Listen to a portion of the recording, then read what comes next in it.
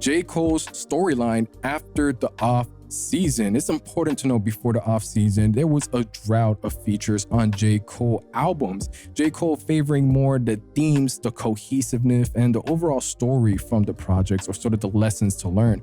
For Your Eyes Only, of course, the last song, KOD, related to drugs, addictions, trauma. And then we had that run with Revenge of the Dreamers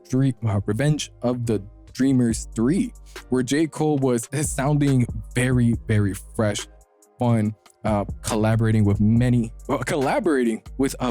variety amount of artists. That was truly a gift, man. I was happy. Like, damn, we finally got some variety in here. So going off into the off season, just on the mixtape alone, on the cover by itself, Basketball off season, tying it to the most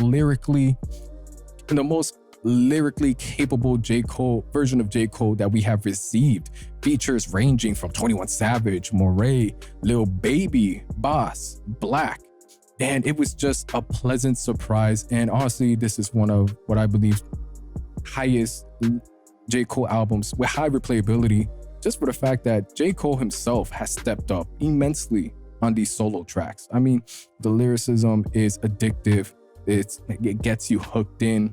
The way he's able to flow through also isn't a bit of a, doesn't come off as preachy. It's like, all right, we've been in a bit of the world in here, 95 South, going on to Amari, but that relationship, that chemistry he has with these artists just brings it up to another level. I don't want this to be too much of a breakdown on the off season.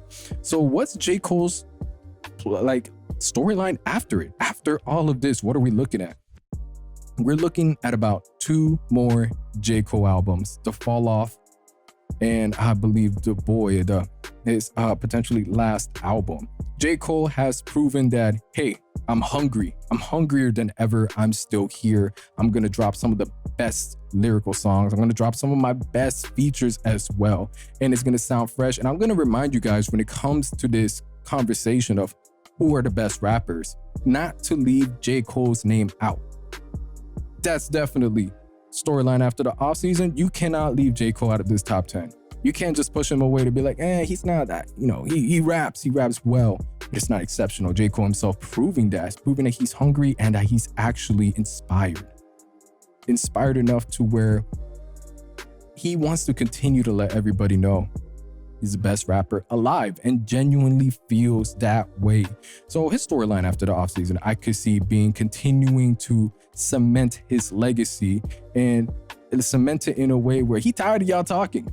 He tired of people saying he's not the one. Like, no, by the time I'm done, it's gonna be top 5. That kind of energy.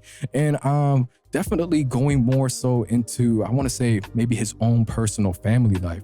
We've seen trauma get explored with KOD. We've seen a resurgence of fun with Revenge of the Dreamers 3 and inspiration on here when it comes to his pen. So I would like to believe diving into his own family relationship dynamics, this new source of inspiration, also helping create other fun animated collaborations.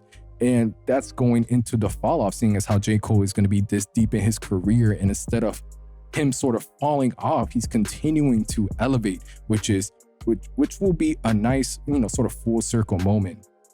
J. Cole going from uninspired to the title track Fall Off to actually more inspired than ever before. And J. Cole's the furthest from falling off at this point.